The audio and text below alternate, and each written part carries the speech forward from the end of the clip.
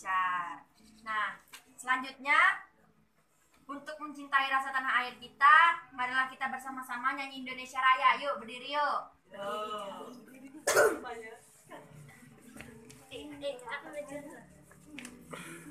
Intan pimpin untuk nyanyi Indonesia Raya. Indonesia Raya. Indonesia tanah airku, tanah tumpah darahku. Di sanalah aku berdiri, jadi pandu ibuku. Indonesia kebangsaanku, bangsa dan tanah airku. Marilah kita berseru, Indonesia bersatu. Hiduplah tanahku, hiduplah negeriku, bangsaku, rakyatku semuanya. Bangunlah jiwanya, bangunlah badannya untuk Indonesia Raya. Indonesia Raya, merdeka, merdeka, tanahku, negeriku yang kucinta. Indonesia Raya, merdeka, merdeka, hiduplah Indonesia Raya. Indonesia Raya, merdeka, merdeka, tanahku, negeriku yang kucinta. Indonesia Raya, merdeka, merdeka, hiduplah Indonesia Raya. Ibu memeriksa kukunya. Coba kukunya dari meja semua. Aduh, nanti ini dipotong ya nyampe rumah. Ini kukunya udah bagus. Ini kukunya juga panjang-panjang, nanti dipotong nyampe rumah ya. Ini juga, ini udah bagus. Iya. Nah, oke, baiklah. Sekarang Ibu sebelum memulai pembelajaran buka halaman 3. Kebiasaan kita setiap sebelum pembelajaran, Ibu mau kalian membaca dalam hati selama 15 menit.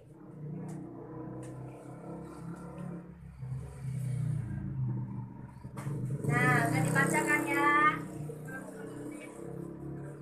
Udah dibaca, oke. Untuk merilekskan pikiran, kita nyanyi Garuda Pancasila dulu. Ayo berdiri, berdiri.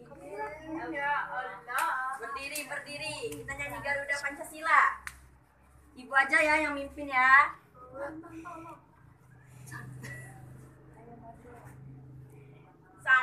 2, 3. Garuda Pancasila, akulah pendukungmu, patriot proklamasi, sedia berkorban untukmu. Pancasila dasar negara, rakyat adil makmur sentosa, pribadi bangsaku. Ayo maju, ayo maju, maju, ayo maju, maju, ayo maju, maju. Baiklah, duduk kembali. Pada rileks semua kan? Sekarang buka halaman 4. Di situ ada judul peristiwa kedatangan bangsa Barat. Nah, Ibu minta baca di dalam hati dulu 15 menit. Sampai halaman 5 ya bacanya.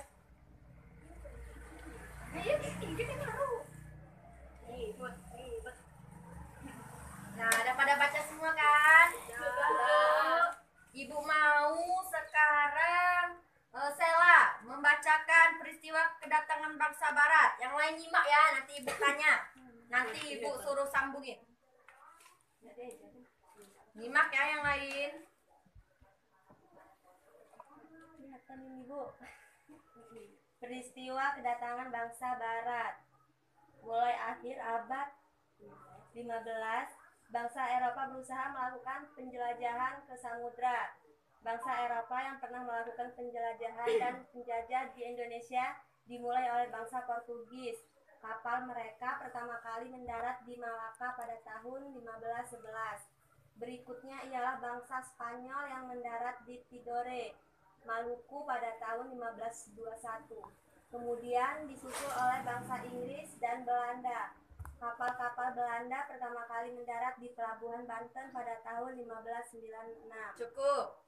Dilanjutin oleh Intan. Faktor-faktor pendorong penjajah samudra antara lain sebagai berikut. A. Adanya keinginan mencari kekayaan gold. Faktor pendorong penjajahan samudra antara lain sebagai berikut. A. Adanya keinginan mencari kekayaan atau gold. Kekayaan yang mereka cari terutama adalah rempah-rempah. Sekitar abad 15 di Eropa, harga rempah-rempah sangat mahal. Harga rempah-rempah semahal emas atau gold. Mereka sangat membutuhkan rempah-rempah untuk industri obat-obatan dan bumbu masak. B. Adanya keinginan penyebaran agama atau gospel. Selain mencari kekayaan dan tanah jajahan, bangsa Eropa juga membawa misi khusus. Misi khusus tersebut adalah menyebarkan agama kepada penduduk daerah yang dikuasainya. Tugas mereka ini dianggap sebagai tugas suci yang harus dilaksanakan ke seluruh dunia dan diperoleh oleh bangsa Portugis. Oh iya, Dipelopori oleh bangsa. Oh iya, lupa. Selanjutnya Risa, yang C. Ya udah cepet.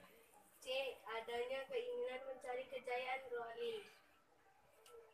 Di Eropa ada suatu anggapan bahwa apabila suatu negara mempunyai banyak tanah jajahan, negara tersebut termasuk negara yang jaya, glory. Dengan adanya anggapan ini, negara-negara Eropa berlomba-lomba untuk mencari tanah jajahan sebanyak-banyaknya. D. Perkembangan ilmu pengetahuan dan teknologi. Ilmu pengetahuan dan teknologi berkembang pesat. Contohnya seperti berikut. 1. Dikembangkannya teknik pembuatan kapal yang dapat digunakan untuk mengarungi samudera luas. 2. Ditemukannya mesiu untuk persenjataan. Senjata dapat digunakan untuk melindungi pelayaran dari ancaman bajak laut dan sebagainya.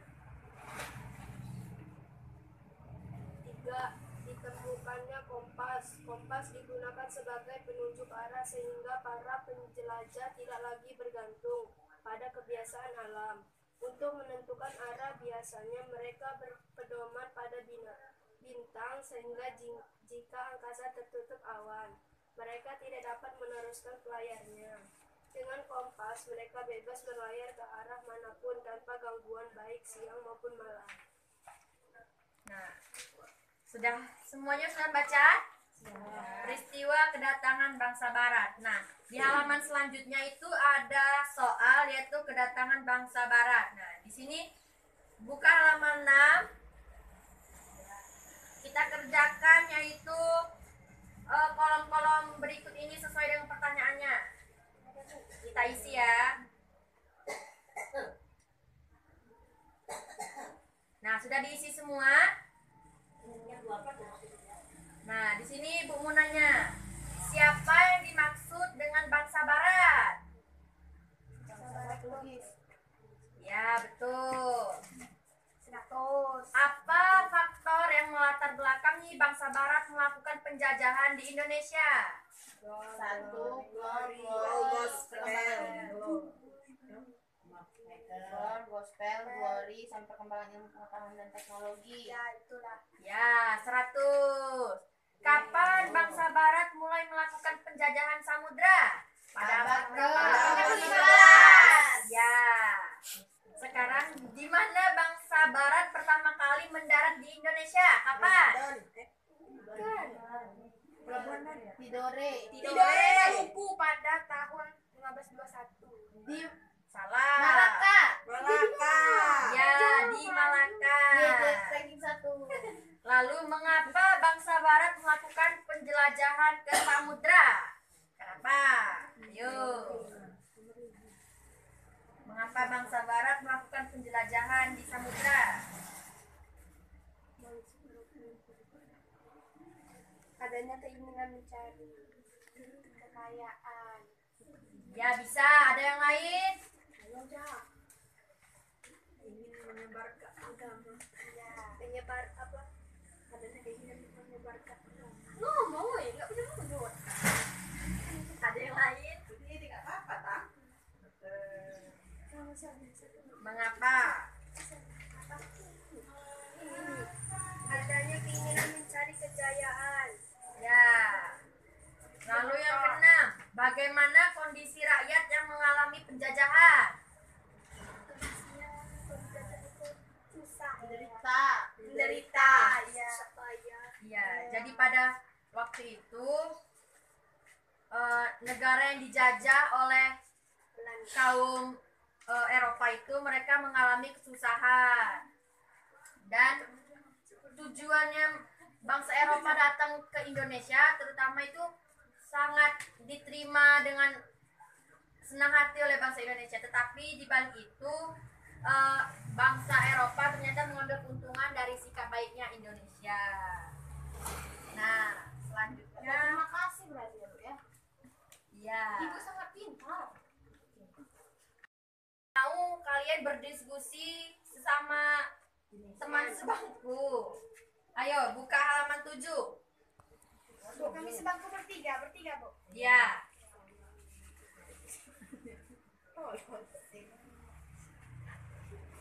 Sekarang ibu mau kalian kerjakan ya diskusi dengan teman sebangkunya halaman 7. Yang teks ulasan itu, Bu. Ya. Ya udah, dia sekali.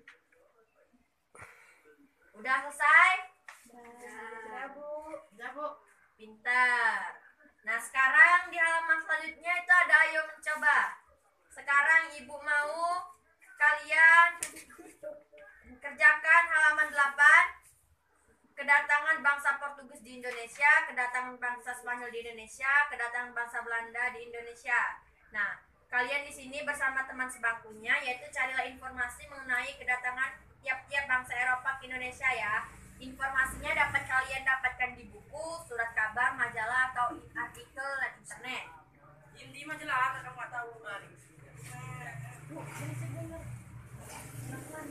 Tuh.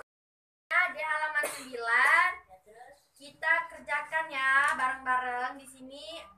Ayo menulis, yaitu tuliskan kembali arti gold, gospel, dan glory pada kolom berikut. Ayo kita kerjakan, nanti kita ulas ya. Sudah ditulis? Sudah. Nah, kita sekarang ulas kembali yaitu gold. Apa itu gold? Coba, Anggun, gold tadi apa yang udah ditulis?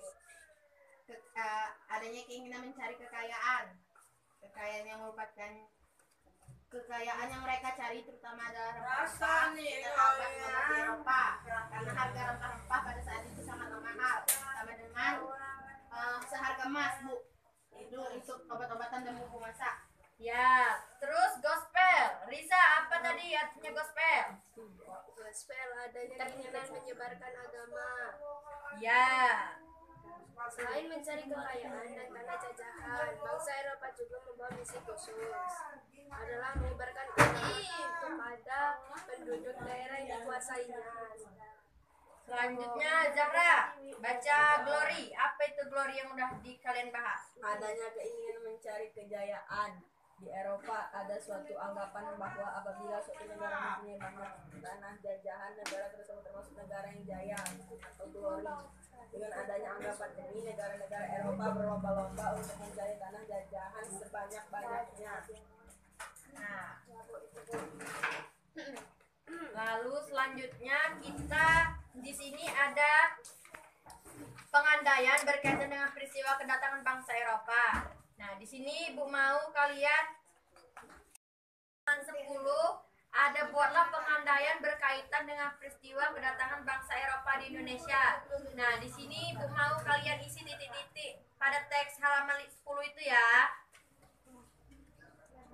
Isi dulu. Ya, Bu. Nah, ayo kita jawab bareng-bareng ya. Coba,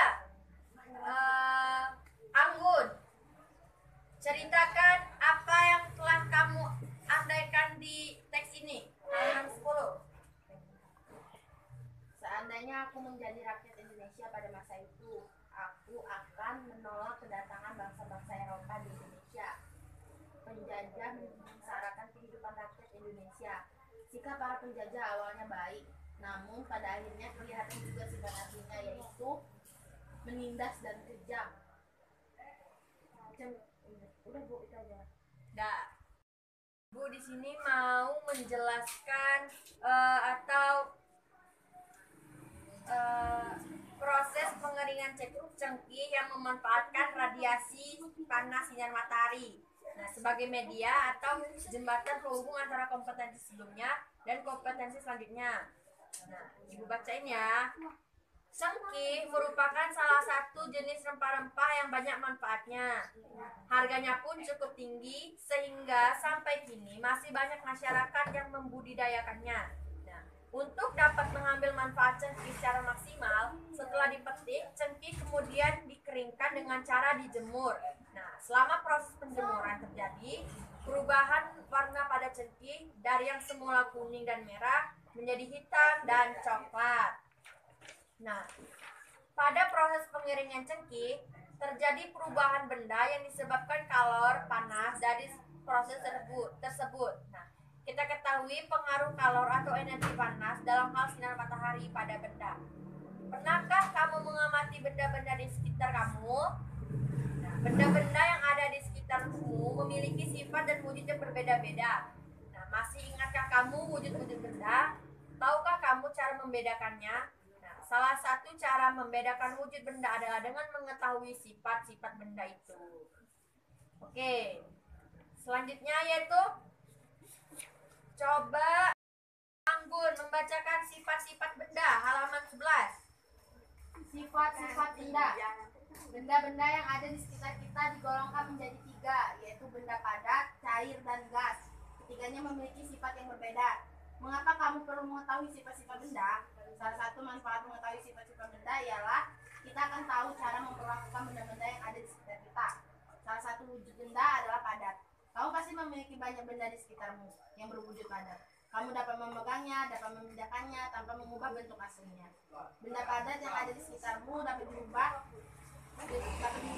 dengan beberapa perlakuan seperti diberi panas, diberi tekanan tinggi, atau diberi perlakuan fisik seperti menggunting, menekan, melipat, dan menyobek.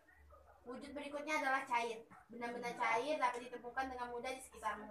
Air merupakan zat penting dalam kehidupan makhluk hidup yang berwujud cair. Benda cair yang ada di rumahmu biasanya berada di dalam sebuah wadah seperti bak kamar mandi, baskom, gelas, atau ketal air. Perhatikanlah bahwa ketika benda cair itu dipindahkan, ia akan berubah mengikuti wadahnya. Jika wadahnya berlubang, benda cair itu akan segera mengalir keluar dari wadahnya. Jika kamu melihat sungai atau air terjun, air yang ada di dalam badan sungai akan mengalir dari tempat yang lebih tinggi ke tempat yang lebih rendah. Benda cair juga dapat merambat melalui serat-serat halus dari bahan seperti bahan kain. Benda cair mengisi rongga kecil atau pelosok bahan tersebut. Wujud benda yang lainnya adalah gas.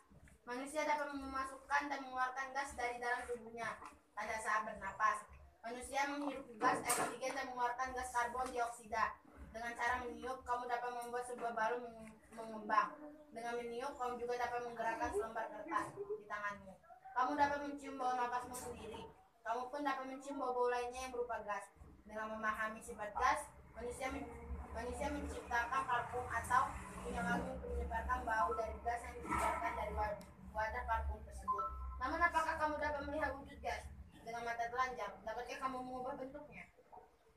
Bu. Nah, karena jamnya hari ini sudah habis,